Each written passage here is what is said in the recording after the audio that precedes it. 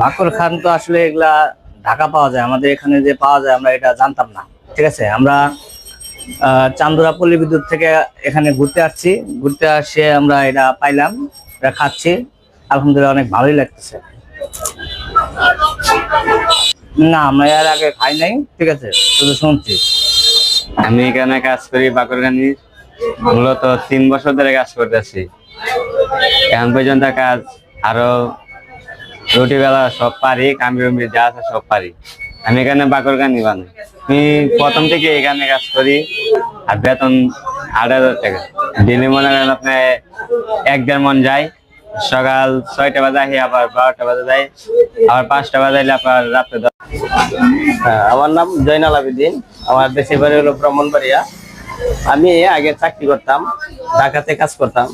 তখন চিন্তা করলাম একটা দোকানপাট দিয়ে অনেকদিন চাকরি করলাম, পরে এইদিকে আসলাম আর কি। সবিপুর বাজারে এসে দোকান নিচ্ছি একটা। আপনার ব্যবসা শুরু করছি আপনার 2 বছর হয়েছে। আগে আছে প্রথমে একটু ওই চলতো, ওখানে আছে আলহামদুলিল্লাহ চলে, একটু রানিং ভালো। আপনার 15 থেকে 20,000 টাকা দোকান সেল করি প্রতিদিন।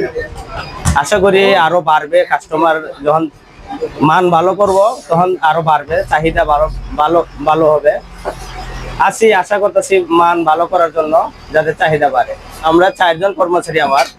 আমি প্রথমে 50,000 টাকা পুঁজি নিয়ে ব্যবসা শুরু করছিলাম। আলহামদুলিল্লাহ এখন ভালো আছি, আল্লাহ চালাইতেছে। আপনি 2 থেকে 2.5 মন বিক্রি করি। আগে এলাকার মানুষ ঢাকা থেকে নিয়ে আসতো, তখন চিন্তা করলাম অনেকে ঢাকা গেলে বলে আমাকে শফিপুরে একটা দোকান দেন, গাজীপুরে একটা দোকান দেন, চলবো। তারপরে গাজীপুর আইসা দোকান দিলাম। আগে ঢাকা থেকে নিয়ে আসতো, ওখানে এখানে পাওয়া যায়। আপনার আমাদের হইলো 3 ধরনের বানাই। একটা হলো মিষ্টি, একটা মিষ্টি চারা, আর একটা হলো তিলের।